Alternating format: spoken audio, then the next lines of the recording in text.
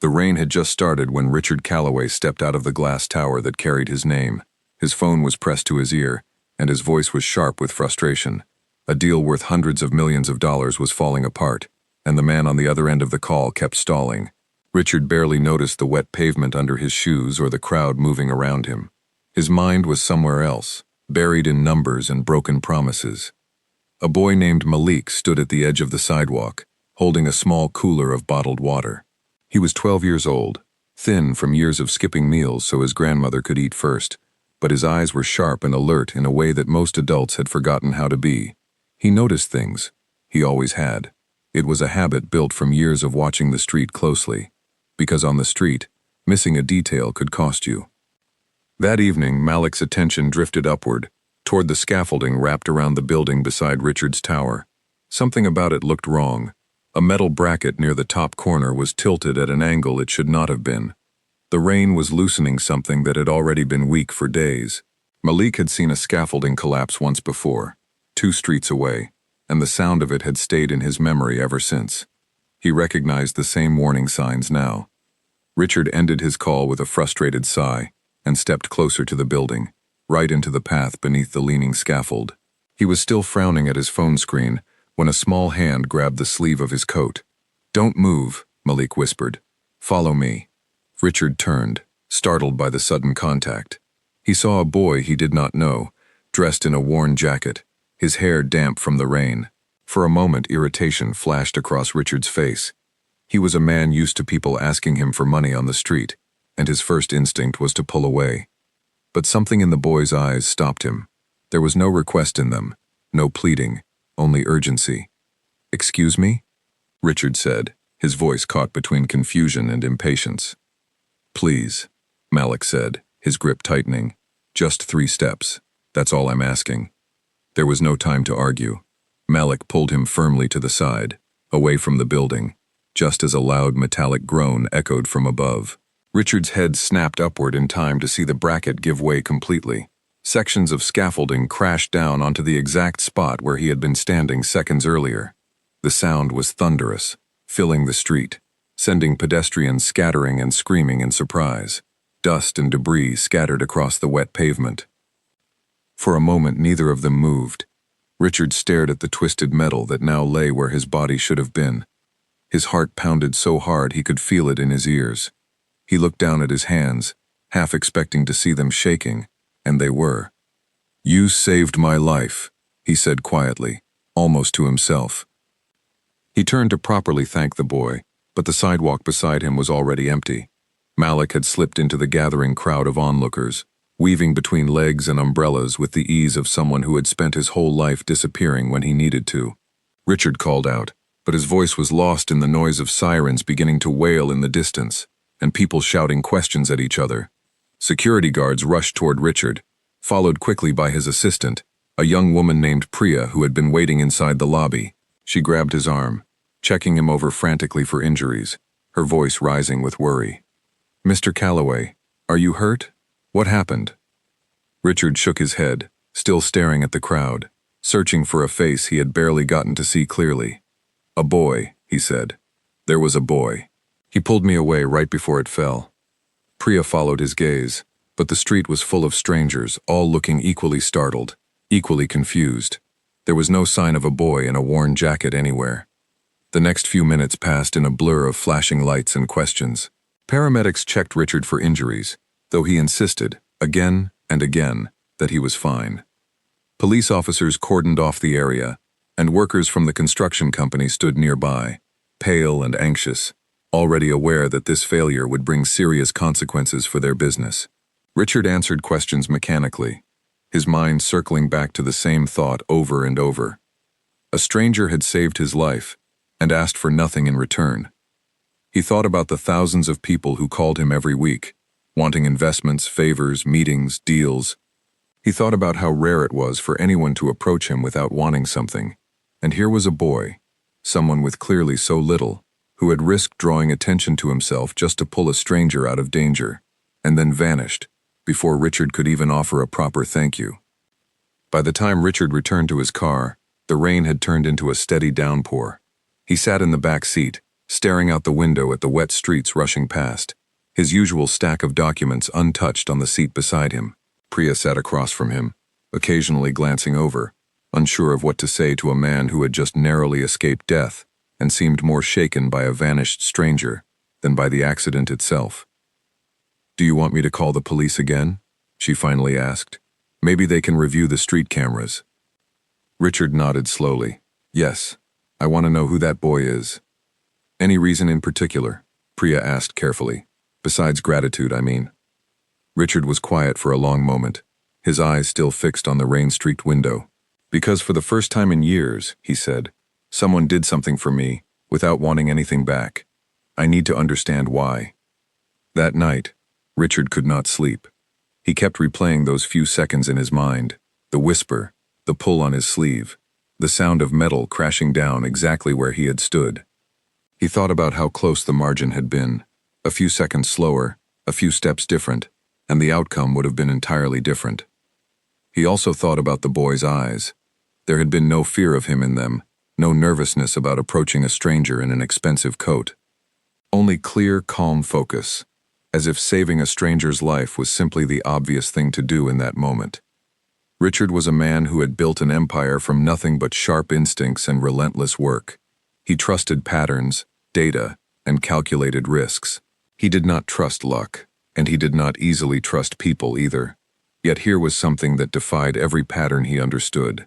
A child with nothing to gain had chosen, in an instant, to protect a man he had never met. The following morning, Richard arrived at his office earlier than usual.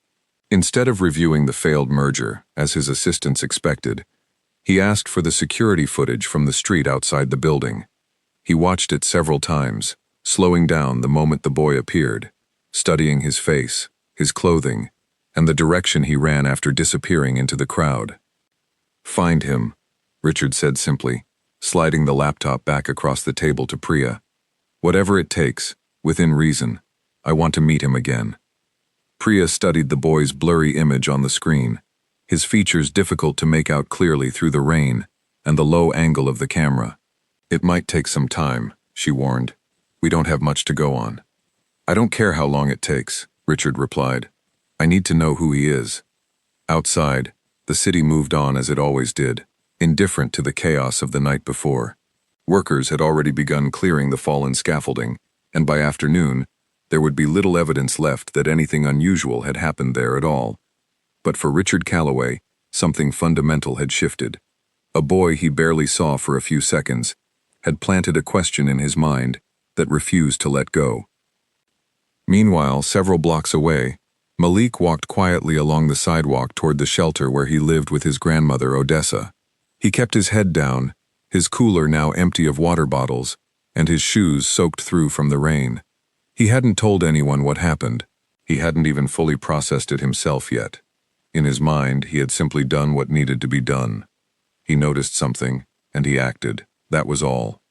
But deep down, a small part of him wondered about the man in the expensive coat, the one whose eyes had widened with genuine shock when the scaffolding fell. Malik had seen plenty of wealthy people walk past him on that street, most of them never even glancing his way. This man had been different somehow, if only for a brief moment. He pushed the thought aside as he reached the shelter's front steps. His grandmother would be waiting, and there were more important things to think about, like how much money he had earned that day and whether it would be enough to help with next week's expenses. Malik had learned a long time ago not to waste energy imagining a different life. He focused instead on the next hour, the next day, the next small task in front of him. He had no way of knowing that, across the city, a man was already determined to find him, and that the events of one rainy evening had just set something much larger into motion. Inside the shelter, the air smelled of old wood and warm soup simmering on a small stove. Odessa sat near the window, mending a torn sleeve by lamplight, her reading glasses slipping down her nose. When Malik walked in, she looked up and studied his face carefully, the way she always did, searching for any sign of trouble. "You're soaked through," she said, setting her sewing aside, "and you're quiet, quieter than usual." "Just tired," Malik replied, setting his empty cooler by the door. Odessa did not push further, though her eyes lingered on him a moment longer than necessary. She had raised him long enough to know when something was sitting heavy on his mind, even if he wasn't ready to share it. She simply nodded and gestured toward the stove. "There's soup left. Eat before it gets cold." Malik sat at the small table, grateful for the warmth of the bowl in his hands. He thought briefly about mentioning the scaffolding, the crowd, the stranger he had pulled aside, but something held him back. It felt like a small, private moment that belonged only to him, at least for now. He finished his meal in comfortable silence, listening to the familiar sounds of the shelter settling for the night around them, unaware that somewhere across the city, his face was already being studied frame by frame on a screen, and that his ordinary evening had quietly become the beginning of something neither he nor Richard Calloway could yet imagine. 3 days passed before Priya walked into Richard's office with a folder in her hand and an expression that told him she had finally found something. Richard set down his coffee immediately, giving her his full attention in a way he rarely gave to anything other than a major deal. "We have a lead," she said. "A shop owner near the accident site recognized the boy from the footage. He said the boy sells water on that corner most evenings. Locals call him the water boy from the shelter on 5th Street. "A shelter," Richard repeated quietly, absorbing the word. "It's a small community shelter that helps families in transition, housing support, meals, some basic services. It's run mostly on donations and volunteers." Priya paused, studying Richard's face. "Do you want me to arrange a formal meeting? We could invite him here, offer a reward, make it official." Richard shook his head firmly. "No. If I send people in suits to knock on their door, they'll think I want something, or that I'm there to make a show of it. I'll go myself, quietly." Priya raised an eyebrow, clearly surprised, but she didn't argue. She had worked for Richard long enough to know that when his mind was set on something, there was little point in resisting it. She simply nodded and began arranging the details of transportation and timing, keeping the plan as private as possible. That evening, Richard arrived at the shelter on 5th Street in a plain black car, dressed down in a simple jacket rather than his usual tailored suit. He had told his driver to wait outside and had left his phone in the car, an unusual choice for a man who was rarely without it. Standing in front of the modest brick building, he felt oddly nervous, a sensation he hadn't experienced in years. The shelter's director, a woman named Denise, met him at the door. She had kind eyes but a guarded posture, the kind of caution built from years of dealing with people who promised help and never followed through. When Richard introduced himself, she recognized his name immediately, and her expression shifted into something more careful, almost skeptical. "Mr. Calloway," she said slowly, "I've read about you in the papers. What brings you to a place like this?" "I'm looking for a boy," Richard said honestly. 12 years old, I believe. He saved my life a few days ago and disappeared before I could thank him properly." Denise studied him for a long moment, clearly trying to determine whether his intentions were genuine. "That sounds like it could only be one person," she finally said. "Malik, come in. But I should warn you, he's not the kind of boy who wants attention, and neither is his grandmother." Richard followed her inside, taking in the simple but clean common room, where a few children sat at a table, doing homework under a flickering ceiling light. In the corner, an older woman with silver-streaked hair was folding laundry, her hands moving with practiced efficiency. She looked up as they entered, her eyes narrowing slightly at the sight of an unfamiliar man in the doorway. "Odessa," Denise said gently. "This is Richard Calloway. He says Malik helped him a few days ago." Odessa set down the shirt she had been folding and studied Richard carefully, the same searching look she had given Malik days earlier. "Helped how?" she asked, her voice steady but firm. "He pulled me away from a falling scaffold," Richard explained. "If he hadn't, I wouldn't be standing here right now." Odessa's expression softened slightly, though her guard did not fully drop. "That boy has always noticed things other people miss," she said quietly. "Even when he was small. I used to think it was just curiosity. Now I think it might be something more." At that moment, Malik appeared from a hallway, carrying a stack of folded towels. He froze when he saw Richard standing in the common room, recognition flashing across his face immediately. For a moment, neither of them spoke, the weight of their last encounter hanging silently between them. "You're the man from the street," Malik finally said. "And you're the boy who saved my life. and then vanished before I could even learn your name, Richard replied, a small, grateful smile forming on his face. Malik shifted uncomfortably, setting the towels down on a nearby chair. I didn't do anything special. I just noticed the scaffold was loose. Anyone would have said something. Not everyone would have risked pulling a stranger to safety, Richard said. Most people would have simply stepped back and let it happen, or assumed it wasn't their problem. Malik shrugged, clearly uncomfortable with the praise. It seemed obvious to me. I saw the bracket, I saw where you were standing, and I did the math. That's all. Richard studied him carefully, intrigued by the calm, matter-of-fact way the boy described what most people would consider a remarkable act of courage. How did you notice it so quickly? I walked past that scaffold every day for weeks and never saw anything wrong with it. I watch things, Malik said simply. Patterns, the way things fit together, or don't. I've always been able to see when something is out of place, even small things most people wouldn't notice. Denise, standing nearby, spoke up gently. His teachers have mentioned it too, though not always in a good way. He gets distracted in class sometimes because he's focused on details that don't seem related to the lesson. But when he explains his thinking, it always makes sense in a way most of us didn't expect. Richard felt something click into place in his mind, a recognition of a rare quality he had spent years searching for in employees and business partners, yet rarely finding. Sharp observation, pattern recognition, the ability to notice what others overlooked.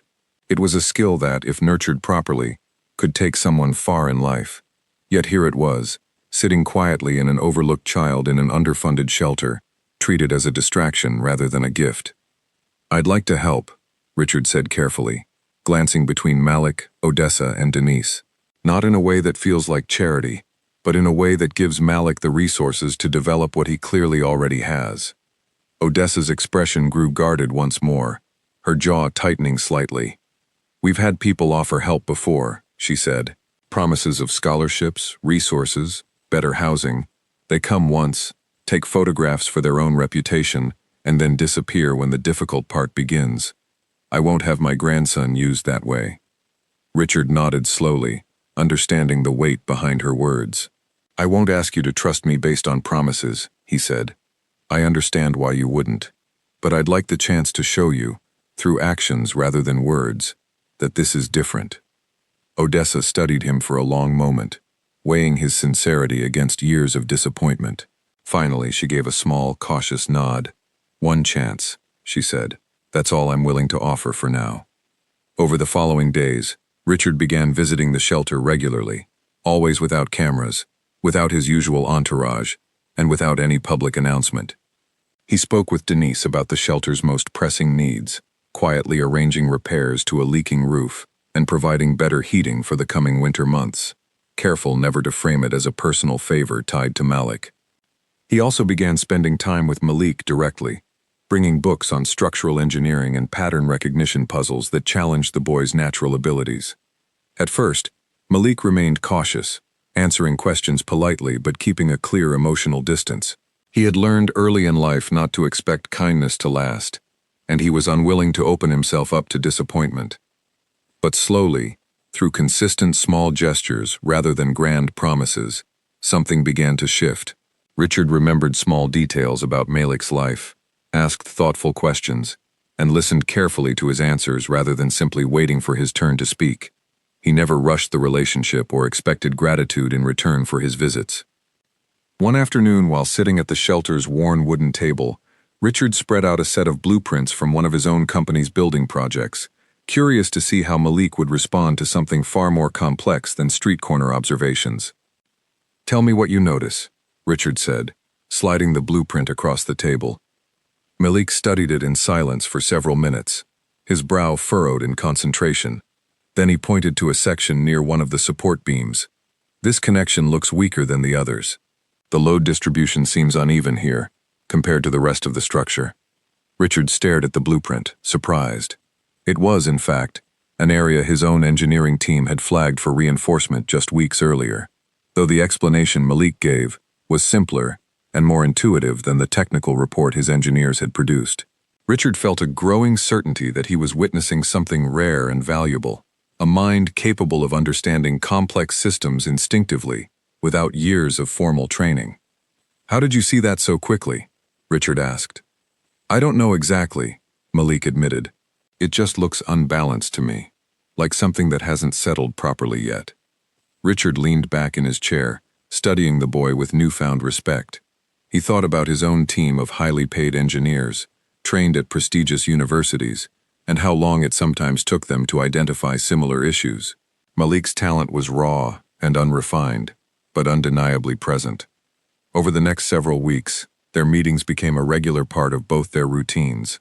Richard found himself looking forward to these visits more than he expected, a welcome break from the constant pressure of boardrooms and financial negotiations. Malik, in turn, began to open up slightly more, sharing small details about his life, his interest in how things were built, and his quiet dream of one day designing structures that would never fail the way that scaffold had. Odessa watched these interactions carefully from a distance, still cautious but gradually softening, as she observed Richard's consistency. He never missed a scheduled visit. He never made promises he didn't keep.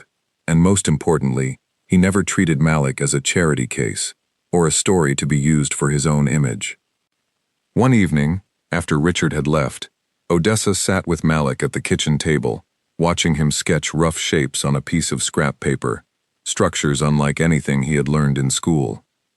"You like him," she said simply, not quite a question. Malik shrugged, still focused on his drawing. "He asks good questions, he listens." "That's rare," Odessa said quietly. "For someone in his position, that's rare." Malik looked up at her, his expression thoughtful. "Do you think he'll keep coming?" Odessa considered the question carefully before answering. "I think," she said slowly, "that for the first time in a long while, I actually believe he might." Neither of them could have known just how deeply their lives were about to change, or how the quiet trust building between them would soon be tested by forces neither Richard nor Odessa could fully anticipate. A few weeks into their growing friendship, Richard invited Malik to visit one of his active construction sites on the edge of the city, a project involving a new community library that his company was funding. It was the first time Malik had been allowed inside a place like this, and his eyes widened as he took in the scale of the structure rising from the ground, steel beams stretching upward, workers moving carefully across scaffolding that, unlike the one on that rainy evening, had been inspected and secured properly. A site supervisor named Gareth greeted them both, clearly informed in advance that his employer was bringing a guest. He handed Malik a small hard hat, adjusting the strap so it fit properly on his head. "Careful where you step," Gareth said kindly. "Everything looks solid here, but it's still a work in progress." Malik nodded, his attention already drawn toward the framework rising above them. He walked slowly along the perimeter, studying the joints where beams connected, occasionally pausing to look more closely at certain sections. "You've got a good eye," Gareth said, watching him with growing curiosity. "Most visitors just see a pile of metal and concrete. You're actually looking at how it fits together. It's like solving a puzzle," Malik said. "Except if you get it wrong, people could get hurt." Gareth exchanged a glance with Richard, clearly impressed by the boy's understanding. "That's not a bad way to put it, honestly. A lot of engineers spend years learning to think that way." Richard watched the exchange with quiet satisfaction, feeling a growing sense of purpose he hadn't experienced in years. His work had always been about numbers, mergers, and profit margins. Watching someone genuinely excited about the physical craft of building something meaningful reminded him why he had entered the construction and development business in the first place, long before it became simply another number on a balance sheet. As they walked back toward the parked car after the site visit, Malik grew unusually quiet, his earlier excitement fading into something more thoughtful. "What's on your mind?" Richard asked, noticing the shift in his mood. Malik hesitated before answering. "My school doesn't have anything like this. No workshops, no real science equipment, just old books and broken chairs." He paused, choosing his next words carefully. "I used to think maybe I wasn't smart enough for this kind of thing, that maybe it was only for people who already had money." Richard felt a familiar tightness in his chest, a mixture of anger at the unfairness of the situation and a quiet resolve to do something meaningful about it. "That's not true," he said firmly. Intelligence doesn't check anyone's bank account first. Opportunity does. And that's the part we can actually change. Malik looked up at him, searching his face for sincerity. You really believe that? I do, Richard said, and I intend to prove it, not just to you, but to anyone else who's been told the same lie. That evening, back at his office, Richard called a meeting with his foundation's small team, a group he had largely ignored in recent years, treating charitable giving as little more than a tax strategy managed by others. This time, he arrived with a clear vision rather than delegating the details entirely. I want to fund a proper science and engineering program at the school on 5th Street District, he told them. Not just a donation with our name on a plaque somewhere. Real resources, real mentorship, ongoing support, not a one-time gesture. His foundation director, a careful woman named Corinne, looked slightly surprised by his sudden personal involvement. That's a significant shift from our usual approach, she said. May I ask what changed? Richard considered his answer carefully. I met someone, he said simply, who reminded me that talent doesn't ask permission before it shows up. It just needs someone willing to notice it. Over the following weeks, changes began taking shape at the school, funded quietly through Richard's foundation, but implemented with Denise's guidance to ensure it addressed real needs rather than superficial improvements. New equipment arrived for a small science lab. A retired engineer was brought on as a part-time mentor for interested students. Malik, initially hesitant about the sudden attention, found himself gradually drawn into these new opportunities, his natural curiosity finally given proper room to grow. Odessa noticed the change in her grandson almost immediately, the way his shoulders seemed to carry less weight, the way he spoke more freely about his interests rather than keeping them carefully hidden away. She remained watchful, still bracing herself for the possibility that this arrangement might eventually fall apart, as so many promises before it had, but each week that passed without disappointment chipped away slightly at her guarded heart. One evening, as Richard prepared to leave after another visit, Odessa stopped him at the door, her expression more open than it had been in their earlier meetings. I want to ask you something honestly, she said, and I want an honest answer. Of course, Richard replied. Why does this matter so much to you? She asked. You have your own life, your own business, plenty of causes you could support without ever stepping foot in a place like this. Why keep coming back yourself? Richard was quiet for a moment, considering how much of himself he was willing to reveal. Because that night on the street, he finally said, your grandson had every reason to walk past me and mind his own business. Nobody would have blamed him for it. Instead, he risked drawing attention to himself for a complete stranger, without expecting anything in return. I've spent my whole life around people who calculate exactly what they'll gain before they help anyone. Malik didn't calculate anything. He just acted. He paused, his voice softening. I suppose I wanted to understand what kind of person does that. And once I did, I found I didn't want to walk away. Odessa studied him for a long moment, searching his face one final time. Whatever she found there seemed to satisfy something she had been quietly testing for weeks. She nodded slowly, her posture relaxing just slightly. All right then, she said. Keep coming back. As Richard walked to his car that evening, he felt a quiet sense of purpose settle over him, different from the satisfaction of closing a successful business deal. It was something steadier, something that felt less like a transaction, and more like the beginning of a genuine bond. He had no way of knowing yet just how far this connection would take both of their lives, or the challenges that still lay ahead as more people began to take notice of the unusual friendship between a billionaire and a boy from a struggling neighborhood shelter. It did not take long for word to spread. A local reporter named Fiona Bright, covering a routine story about the new library construction site, noticed Richard Calloway speaking with a boy in a hard hat, with unusual familiarity. Curious, she asked a few quiet questions among the site workers, learning that this was not the first time the two had appeared together. Sensing a story worth pursuing, she began digging deeper, eventually connecting the scaffolding accident weeks earlier to the sudden and unexplained bond between the billionaire and a boy from a shelter on 5th Street. The article that followed was carefully written, respectful in tone, focusing on the mystery of an act of quiet heroism and the unusual friendship that had grown from it. It did not include Malik's name directly, out of respect for his privacy and age, referring to him only as a local boy whose quick thinking had prevented a tragedy. Still, the story spread quickly online, drawing attention from local news stations and eventually reaching national outlets hungry for a heartwarming narrative involving one of the country's most recognizable business figures. Richard first learned of the article's growing popularity from Priya, who walked into his office holding her tablet with a cautious expression. "You should see this," she said, turning the screen toward him.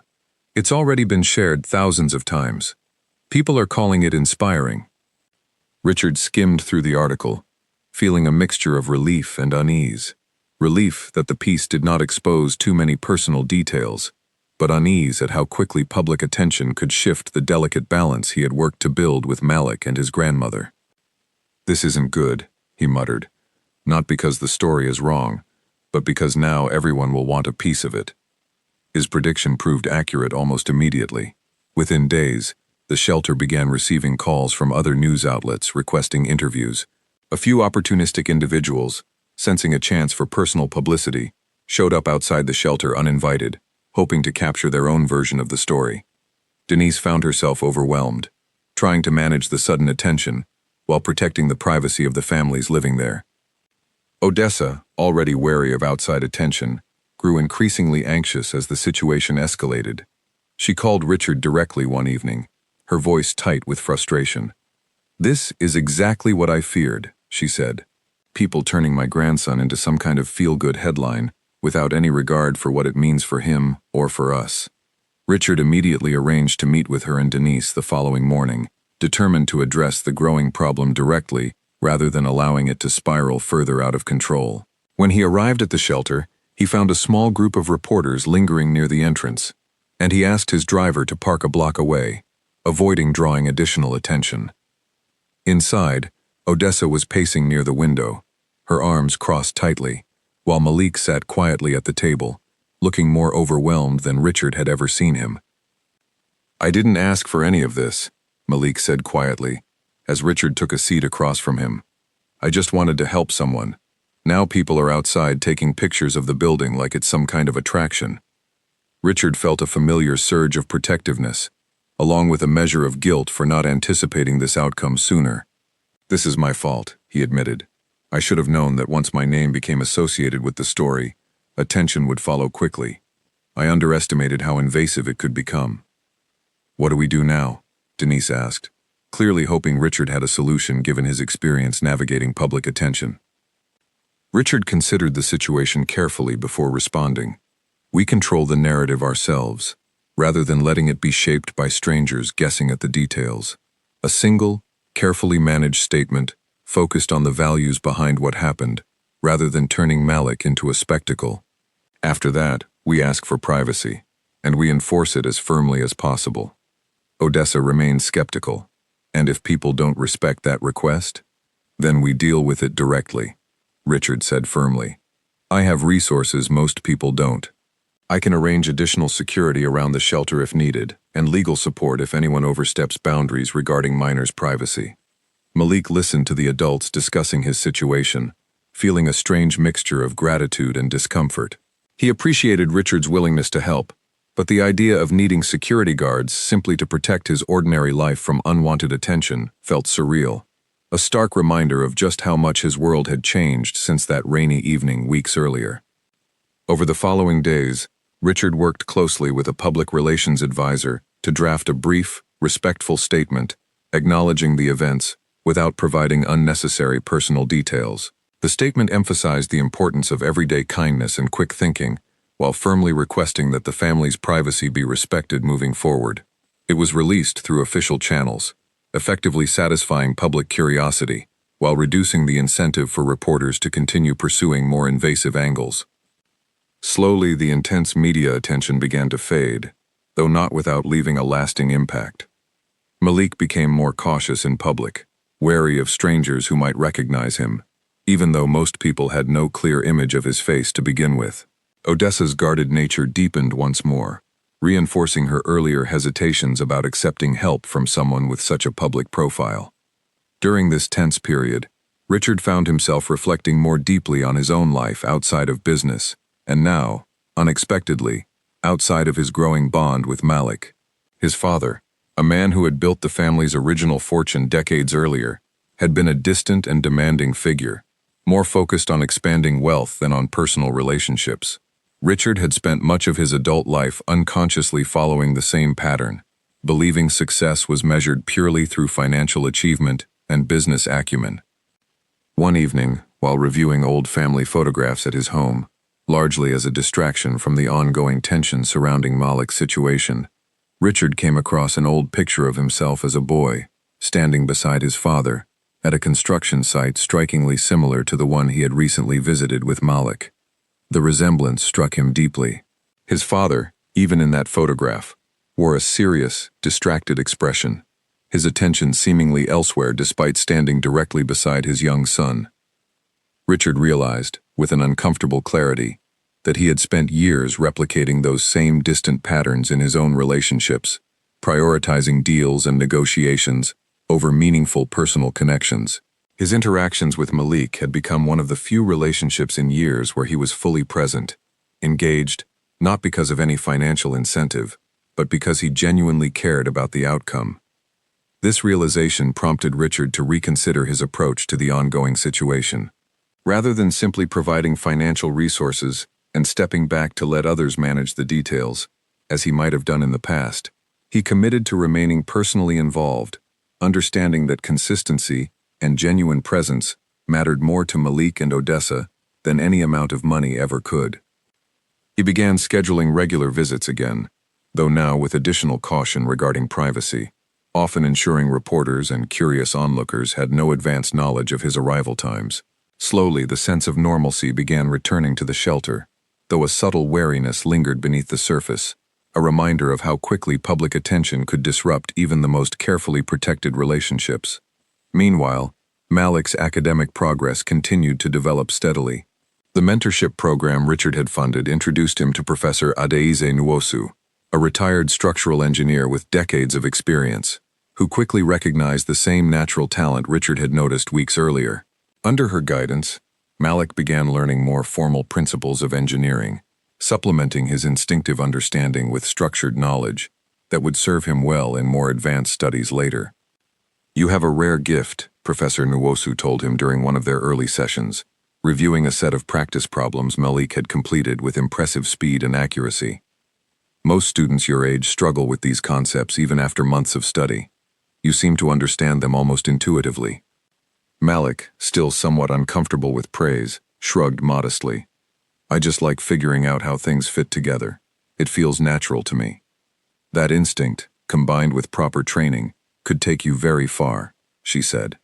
"Further than you might currently imagine." As weeks turned into months, a new rhythm settled into Malik's life, balancing his schoolwork, his mentorship sessions, and his ongoing friendship with Richard.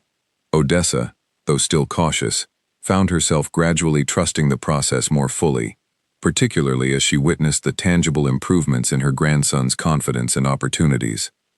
Yet beneath this positive progress, a new challenge began quietly forming. Richard's business rivals, always eager to find weaknesses or manufactured controversies to exploit, began taking notice of his growing public association with the shelter, and with Malik specifically. Rumors started circulating in certain business circles, questioning Richard's motives, suggesting the entire situation might be nothing more than a calculated public relations strategy designed to improve his company's public image following a difficult financial quarter. Richard first became aware of these rumors during a board meeting when one of his directors, a cautious man named Nigel Ashworth, raised the topic directly. "There's been talk," Nigel said carefully, "questioning whether your involvement with this shelter and the boy is entirely genuine, or whether it's being used to distract from recent financial difficulties within the company." Richard felt a flash of anger, though he kept his expression carefully controlled. "My involvement has nothing to do with the company's financial performance," he said firmly. "It's a personal matter, separate entirely from business strategy." "I understand that," Nigel replied, "but perception matters, especially among investors. Some believe the timing appears suspicious, regardless of your actual intentions." Richard left the meeting deeply troubled, aware that even his most sincere actions could be reinterpreted and distorted by those looking for hidden motives. He worried, not for his own reputation, but for how such rumors might eventually affect Malik and Odessa if they became aware of the cynical narratives being constructed around their genuine friendship. That evening, sitting alone in his office long after his staff had gone home, Richard found himself questioning his own approach once again. Should he step back from public involvement entirely, protecting Malik from further scrutiny, even if it meant reducing his own personal connection with the boy who had saved his life? Or should he continue moving forward, trusting that consistency and genuine care would eventually outweigh cynical speculation? He thought back to that rainy evening on the street, the simple honesty in Malik's whispered warning, entirely free of calculation or expectation. It was that same honesty, Richard realized, that needed to guide his own choices moving forward, regardless of how outside observers chose to interpret his actions. Determined to move forward with integrity rather than caution driven by fear of public perception, Richard made a decision that would soon test the strength of everything he had built with Malik and Odessa over the past several months, setting the stage for a pivotal moment neither of them could yet foresee. Rather than retreating from public view, Richard decided to address the growing rumors directly and transparently. He requested a meeting with his full board of directors, including Nigel Ashworth, and asked Corinne from the foundation to prepare a detailed report outlining every dollar spent on the shelter's improvements and Malik's mentorship program, ensuring complete transparency regarding his intentions. During the meeting, Richard laid out the entire timeline clearly, from the night of the accident to the ongoing support provided through his foundation. He explained, without exaggeration or emotional appeal, exactly why he had chosen to remain personally involved, rather than simply writing a check and stepping away. "I understand why some of you are cautious," he said, addressing the room directly. "In our line of work, we're trained to question motives, to look for hidden angles, but sometimes, the simplest explanation is also the truthful one. A boy saved my life without expecting anything in return. I wanted to understand why, and in doing so, I found something worth continuing to support." Nigel, listening carefully throughout the presentation, finally spoke up. "I appreciate the transparency," he said. "For what it's worth, I never doubted your sincerity personally. My concern was purely about how it might be perceived externally, given the current business climate. Perception matters," Richard acknowledged, "but not enough to make me abandon something meaningful simply because it might be misunderstood by people looking for a scandal where none exists." The transparency proved effective. Within days, follow-up articles emerged clarifying the situation, supported by verified financial records showing the modest but consistent nature of the foundation's involvement. The narrative shifted once again, this time framing Richard's actions as a genuine example of using personal wealth thoughtfully rather than performatively, helping to quiet much of the earlier speculation. Still, not everyone was convinced. A prominent business commentator named Desmond Falk published a widely read opinion piece arguing that even well-intentioned philanthropy from wealthy individuals often overshadowed the systemic issues that created such inequality in the first place. He suggested that instead of one billionaire personally mentoring one boy, meaningful change required broader structural reform across entire communities, not selective acts of individual generosity that made for compelling headlines but limited actual widespread impact. Richard read the article carefully, and rather than dismissing it defensively, found himself genuinely considering its underlying argument. He arranged a private meeting with Desmond, curious to explore the critique further, rather than simply defending his own actions. "You're not entirely wrong," Richard admitted during their conversation. "One relationship, however meaningful, doesn't solve systemic inequality. I understand that." "Then why continue focusing your effort this way?" Desmond asked, clearly expecting resistance to his argument. "Because meaningful change often starts small," Richard replied. "I can't personally solve every systemic problem in this city, but I can make sure one shelter has proper heating, that one school has functioning science equipment, and that one talented boy isn't overlooked simply because of where he happened to be born. If enough people did the same in their own way, within their own means, the broader change you're describing becomes more achievable." Desmond considered this response thoughtfully. "That's a fair point," he admitted, though I'd still argue policy change matters more in the long run. I agree, Richard said, which is part of why I've also begun exploring how the Foundation can support broader educational policy initiatives, not just individual programs. This isn't meant to replace systemic solutions. It's meant to complement them, while showing what's possible when resources are properly directed. Their conversation, though not resolving every disagreement, led to a more balanced follow-up article from Desmond, acknowledging the value of Richard's individual efforts while continuing to advocate for larger structural reforms. The public discourse surrounding the situation gradually matured, moving away from simple hero narratives toward a more nuanced understanding of both personal responsibility and systemic change. Throughout this period of public scrutiny and internal reflection, Malik remained largely unaware of the deeper political and philosophical debates unfolding around his situation.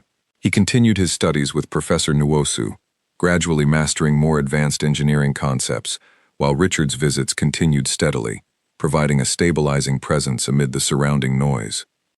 One quiet evening, after a particularly challenging session with his mentor, Malik sat with Richard on the shelter's small back porch, watching the sun set over the city skyline in the distance. "Do people really think you're only doing this to make yourself look good?" Malik asked directly, having overheard fragments of conversation between Denise and Odessa regarding the recent media coverage. Richard considered his answer carefully, unwilling to dismiss the question or offer an overly simplified response. "Some people do," he admitted, "and I understand why, given how often genuine kindness gets used as a marketing strategy by people in my position. But I know my own intentions, and more importantly, I hope my continued actions will speak louder than any doubts raised in a newspaper column."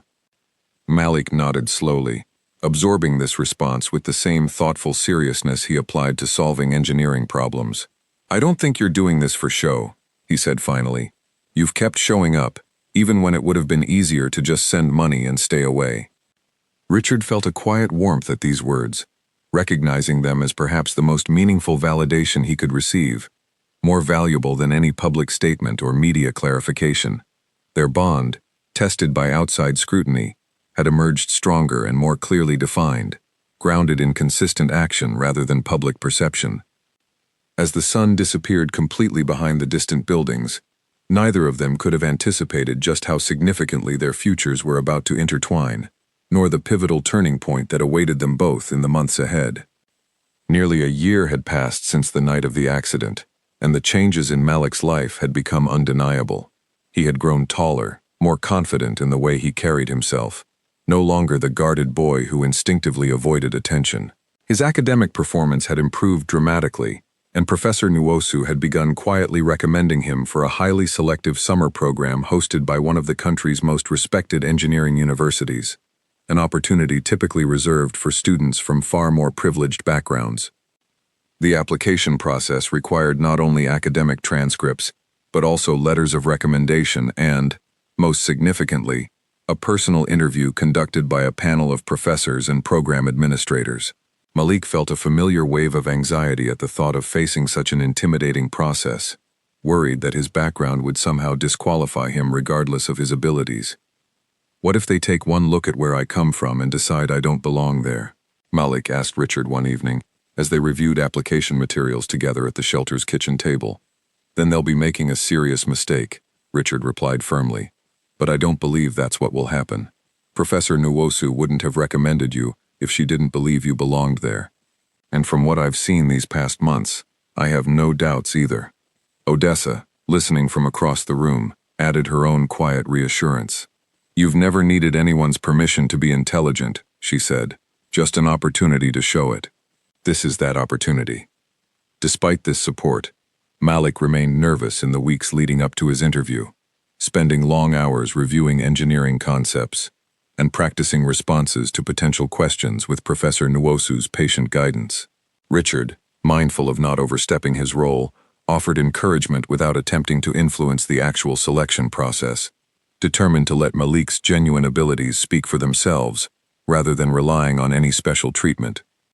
On the day of the interview, held at a university several hours away, Richard arranged transportation, but chose not to accompany Malik directly into the building, allowing him to face the moment independently, while remaining close by for support afterward. Odessa, however, insisted on being present, sitting quietly in the waiting area while her grandson entered the interview room alone. Inside, Malik faced a panel of 3 professors, each asking increasingly challenging questions about structural principles, problem-solving approaches, and his personal motivations for pursuing engineering. Though nervous initially, he found himself settling into familiar territory once the questions shifted toward practical problem-solving, drawing on both his natural instincts and the formal training he had received over the past year. One professor, an older woman named Professor Whitfield, presented him with a complex scenario involving structural failure under specific environmental conditions, asking him to identify potential causes and solutions. Malik studied the diagram carefully before responding, walking through his reasoning methodically, occasionally referencing concepts he had learned specifically to strengthen his intuitive understanding. "Your approach is quite thorough for someone your age," Professor Whitfield noted, clearly impressed. "May I ask what drew you to this particular field?" Malik considered the question carefully before answering honestly. "I noticed something was wrong once, with a structure that ended up failing shortly afterward," he said. "It made me realize how much responsibility comes with building things properly. I want to be someone who prevents failures like that, rather than just reacting to them afterward." The panel exchanged brief glances, clearly moved by the sincerity behind his answer. The interview continued for nearly an hour, covering various technical and personal questions, until finally concluding with genuine warmth from all 3 panelists, a stark contrast to the intimidating atmosphere Malik had anticipated beforehand. Weeks later, an official letter arrived at the shelter, addressed directly to Malik.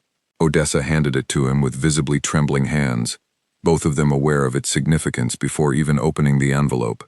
Malik read through the letter slowly, his expression shifting from nervous anticipation to overwhelming relief and excitement. "I got in," he said quietly, then repeated it louder, as if needing to hear the words again to fully believe them. "I got in." Odessa immediately embraced him, tears forming in her eyes as she held her grandson close, overwhelmed with pride at how far he had come since that rainy evening, when everything had begun to change.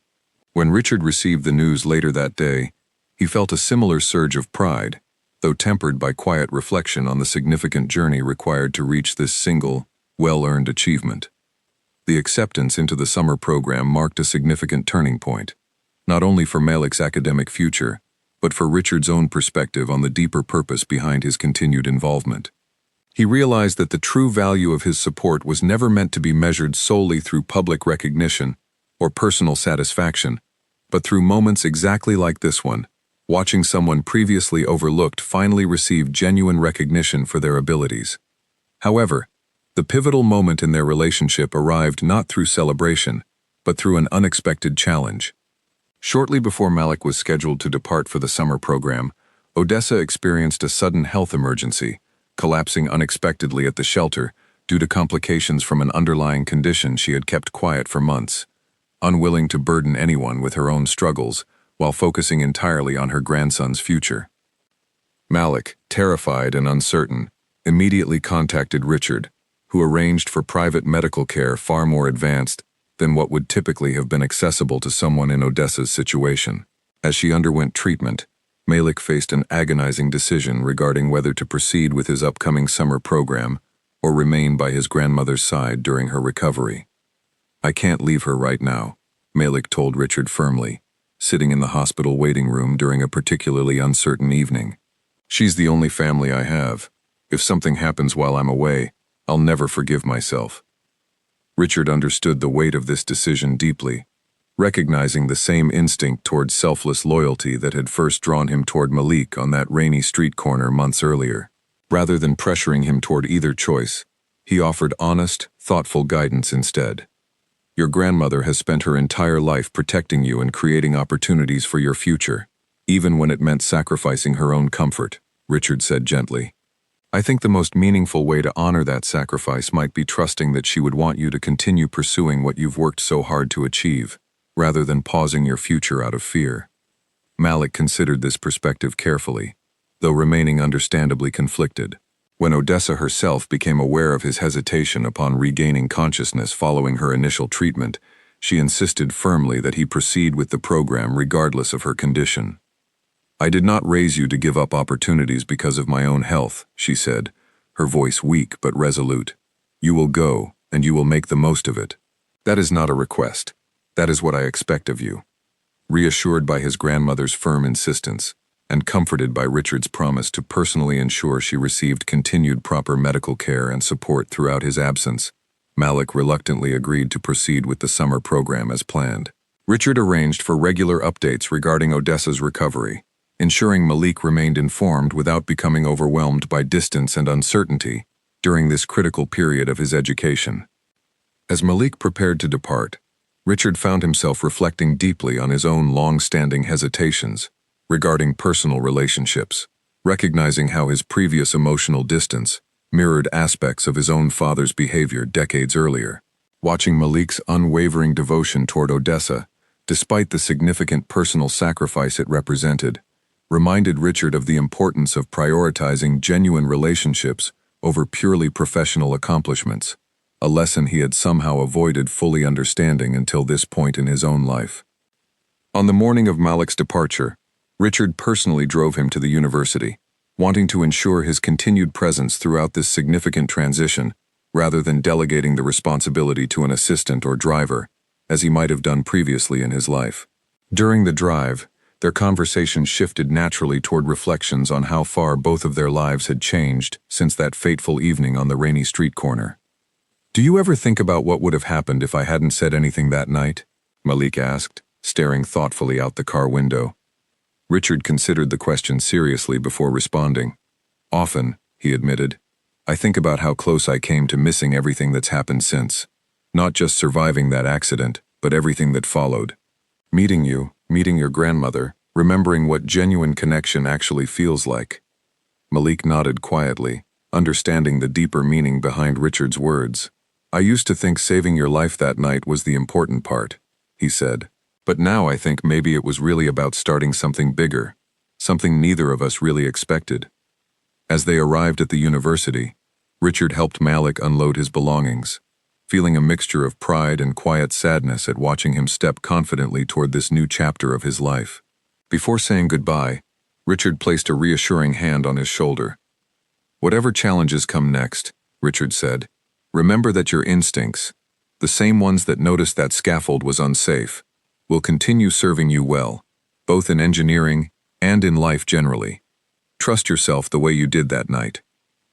Malik smiled, genuinely grateful for the guidance and support that had brought him to this significant milestone. As Richard drove away from the university, watching Malik disappear into the crowd of eager students entering the summer program, he felt a profound sense of fulfillment, unlike anything his previous business achievements had ever provided. Yet even as this chapter closed successfully, neither Richard nor Malik could have anticipated the full scope of what still awaited them both, nor the powerful unifying moment that would eventually bring their story to a meaningful and lasting conclusion. During the weeks that followed, Malik immersed himself fully in the summer program, surrounded for the first time by peers who shared his genuine enthusiasm for engineering and design. He roomed with a quiet, thoughtful student named Julian, who came from a small farming town and had never before spent time in a large city. Despite their different backgrounds, the two quickly discovered a shared fascination with structural design, spending long evenings sketching ideas and debating solutions to practice problems long after their coursework officially ended for the day. The program itself proved demanding, requiring students to work in small teams on a final project, designing a scaled model bridge capable of withstanding specific weight and stress tests. Malik's team included Julian along with two other students, a determined young woman named Priscilla who excelled at precise calculations, and a quieter student named Desmond who brought careful attention to material selection. Their early collaboration proved challenging, each team member initially approaching the project according to their own individual strengths, without fully integrating their combined perspectives. Malik, accustomed to trusting his own instincts developed largely through independent observation, found it difficult at first to fully incorporate Priscilla's more rigorous mathematical calculations into his intuitive design choices. "Your instincts are impressive," Priscilla told him during one particularly tense evening, after their initial prototype failed a preliminary stress test. But intuition alone won't be enough here. We need the numbers to confirm what you're sensing, or we'll keep hitting the same walls. Malik, though initially defensive, recognized the validity of her point, understanding that his natural talent required proper structure and validation to reach its full potential, much as Professor Nwosu had similarly emphasized during their earlier mentorship sessions. Gradually, the team developed a more balanced approach, combining Malik's intuitive design sense with Priscilla's precise calculations, Julian's creative problem-solving, and Desmond's careful material assessments. Their revised design underwent several more rounds of testing and adjustment throughout the following weeks, each failure providing valuable insight rather than discouragement. Malik found himself growing not only academically, but personally as well, learning the deeper value of genuine collaboration, a skill quite different from the independent observation that had originally brought him recognition. Meanwhile, back home, Odessa's health gradually improved under the continued care Richard had arranged, though her recovery remained slow and required patience from everyone involved. Richard visited her regularly throughout Malik's absence, their earlier guarded relationship having evolved into a genuine friendship built upon mutual respect and shared concern for Malik's well-being. During one such visit, as Odessa recovered strength sitting comfortably in her small but well-kept room, she reflected openly with Richard about the profound changes that had unfolded since their first tense meeting almost a year earlier. "I judged you rather harshly when we first met," she admitted candidly. "I assumed you were simply another wealthy man looking to ease his own guilt through a temporary act of charity." Richard smiled gently, understanding her earlier skepticism completely. "Given your experiences, that caution was entirely reasonable," he said. "I'm just grateful you eventually allowed me the chance to prove otherwise." "You did more than prove it," Odessa said. "You showed both of us what genuine consistency looks like, something I hadn't fully witnessed from anyone outside our immediate family in a very long time." Their conversation shifted naturally toward Malik's ongoing progress at the summer program, both of them eagerly anticipating updates from Professor Nwosu, who remained in occasional contact with the program's staff regarding Malik's development. Reports consistently highlighted his impressive growth, not only in technical skill, but in his newly developing ability to collaborate effectively within a team setting, a skill previously underdeveloped given his history of independent, solitary observation. As the program approached its final weeks, teams prepared for the culminating showcase event, where each group would present their finished bridge designs before a panel of engineering professionals and university representatives. The pressure intensified considerably as the deadline approached, with Malik's team working long hours refining their final design, determined to overcome the earlier setbacks that had initially challenged their collaborative process. On the night before the final showcase, the team gathered one last time to review their completed model, each member contributing final observations and adjustments. Malik studied the structure carefully, running through the same instinctive pattern recognition that had first revealed the dangerous scaffold months earlier, searching for any remaining weaknesses before the critical final assessment. "I think we've done everything we can," Priscilla finally said, satisfied with their thorough preparation. "The rest is simply trusting our work." Malik nodded, feeling a quiet confidence he hadn't previously associated with formal academic settings. Unlike his earlier days navigating unfamiliar city streets, relying purely on instinct and necessity, this confidence stemmed from properly developed skills, validated through rigorous testing and genuine collaborative effort. The following day, as their bridge design underwent its final stress test before an audience of professionals and fellow students, Malik watched closely, feeling a mixture of nervous anticipation and quiet assurance in their careful preparation. When the structure successfully withstood the required weight without any sign of structural failure, the small team erupted into relieved celebration, their months of dedicated effort finally validated through tangible success.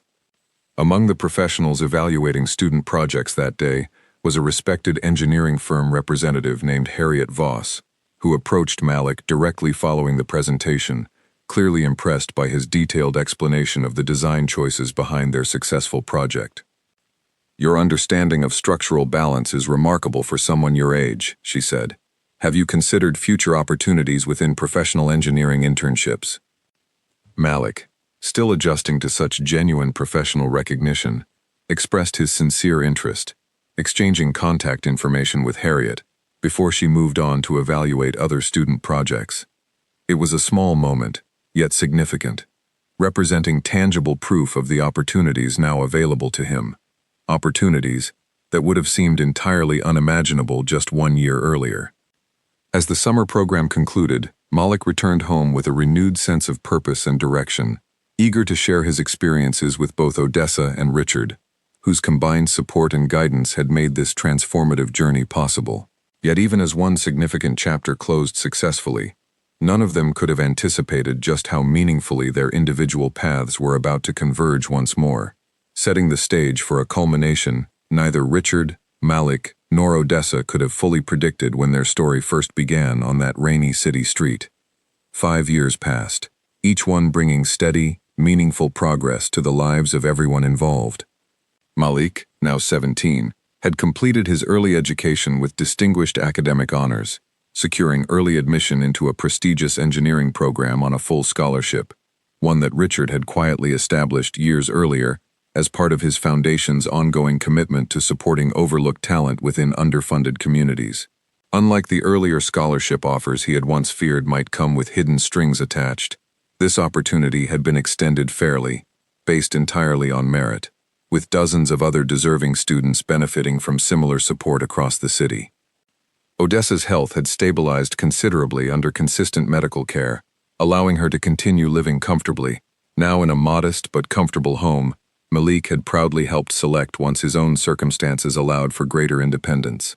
She remained his most steady source of guidance and encouragement, her earlier caution long since transformed into genuine pride at how far her grandson had come. Richard, meanwhile, had undergone his own quiet transformation over the years, gradually shifting significant focus away from purely financial pursuits toward more meaningful, community-centered initiatives. His foundation had expanded considerably, now supporting numerous schools and shelters throughout the city, guided by lessons learned directly through his ongoing relationship with Malik and Odessa. He had also grown closer with his own estranged sister, Vivian, reconnecting after years of distance, inspired partly by witnessing the genuine value of maintaining close personal relationships, rather than prioritizing business success above all else. On a warm spring evening, Richard's Foundation hosted its annual gala, an event dedicated to celebrating the achievements of students and community members who had benefited from its various programs over the years. This particular evening held special significance, as Malik had been invited to deliver a keynote address, marking a milestone moment representing years of dedicated growth since that fateful rainy evening years earlier. The gala took place in an elegant hall decorated simply but tastefully, avoiding the extravagant displays typically associated with events hosted by wealthy individuals. Richard had insisted early on that the Foundation's events remain focused on genuine community celebration, rather than showcasing personal wealth, a principle he had maintained consistently over the years. As guests gathered, including former shelter residents, teachers, mentors, and business associates who had grown genuinely invested in the Foundation's mission, Richard took a seat near the front of the room, feeling a familiar mixture of pride and quiet anticipation.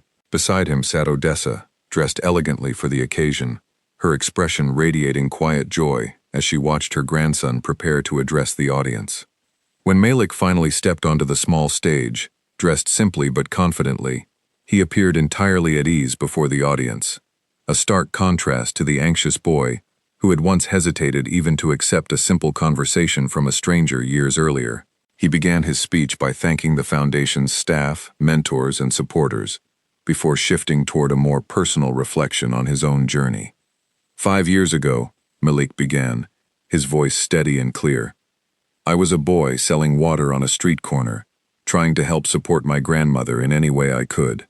I never imagined that one ordinary evening would completely change the direction of my entire life. He paused, glancing briefly toward Richard and Odessa seated together near the front of the room, before continuing. That evening, I noticed something most people wouldn't have paid attention to, a small, seemingly insignificant detail that turned out to carry serious consequences. I made a choice in that moment, not because I expected anything in return, but because it felt like the only reasonable thing to do.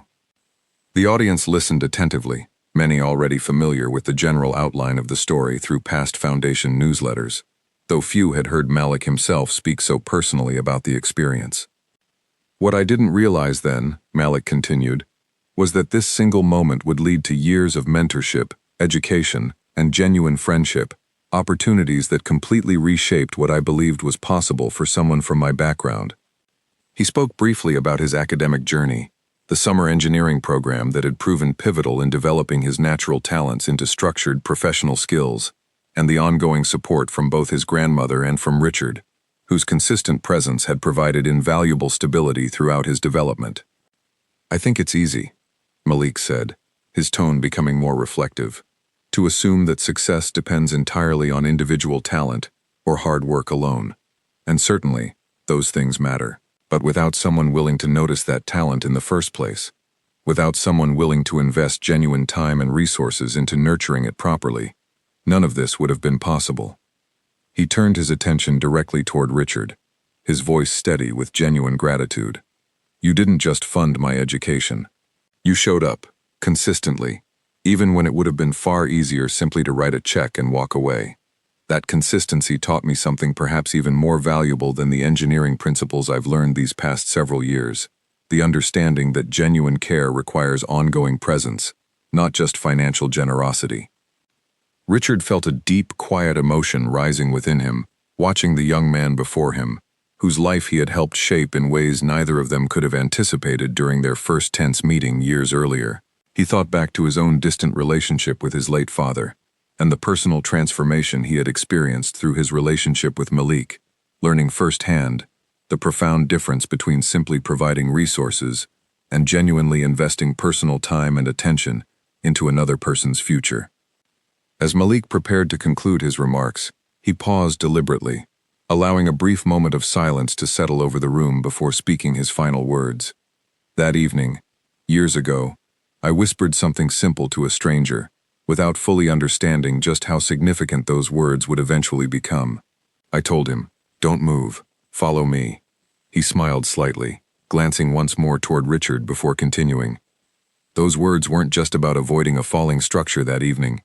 Looking back now, I think they represented something much larger, an invitation toward a completely different path, one neither of us could have predicted when we first met. Sometimes, the most important moments in our lives arrive not through grand plans, but through small, seemingly simple choices, made in an instant, without fully understanding their eventual significance." He paused once more before delivering his final line, his voice steady and filled with quiet conviction. "So today, I'd like to extend that same invitation to everyone here, to all of us supported by this foundation, and to anyone facing uncertainty about their own path forward. Whatever obstacles or doubts stand in your way right now, don't move. Follow the opportunities placed before you, trust the people willing to genuinely invest in your future, and trust yourself enough to take that first, uncertain step forward." The audience rose in warm, genuine applause, moved deeply by the sincerity and clarity of his message. Richard stood among them, his eyes slightly damp with quiet emotion, feeling an overwhelming sense of pride and fulfillment unlike anything his previous business accomplishments had ever provided. Following the speech, as guests mingled and conversation filled the elegant hall, Richard found a quiet moment alone with Malik near a large window overlooking the city skyline, the same city where their unlikely friendship had first begun on a rainy evening years earlier. "That was a remarkable speech," Richard said sincerely. "I'm proud of you, more than words can properly express." Malik smiled. Genuine warmth reflected clearly in his expression. "None of it would have been possible without you showing up that first day at the shelter, and every day since." Richard placed a reassuring hand on his shoulder, much as he had done years earlier before Malik's departure to the summer program that had proven so pivotal to his development. "You saved my life that evening," Richard said quietly. "But somewhere along the way, without either of us fully realizing it, you also gave my life renewed purpose and meaning, something I hadn't experienced in decades." They stood together silently for a moment, watching the city lights begin to twinkle against the darkening evening sky, both reflecting on the remarkable journey that had brought them to this meaningful moment. Nearby, Odessa watched them with quiet satisfaction, her earlier caution long replaced by genuine gratitude for the unexpected friendship that had transformed both their lives so profoundly. As the gala continued into the evening, filled with genuine warmth, laughter, and shared stories among the many lives touched by the Foundation's ongoing work, it became clear that the true legacy of that rainy evening years earlier extended far beyond a single act of heroism. It had grown into something lasting and meaningful, a genuine bond built through consistency, humility, and mutual respect, proving that even the smallest, simplest choices, made without hesitation or expectation, could ultimately reshape entire lives in ways no one could have fully anticipated at the time. And as Richard looked out once more over the city that had brought them together, he understood clearly that the most valuable lesson from their entire journey had nothing to do with wealth, business success, or public recognition. It was simply this: that genuine kindness, offered freely and consistently without expectation of anything in return, remained one of the most powerful forces capable of changing lives, sometimes in ways that unfolded slowly over years, and sometimes, as he had personally experienced, in the span of just a few unforgettable seconds.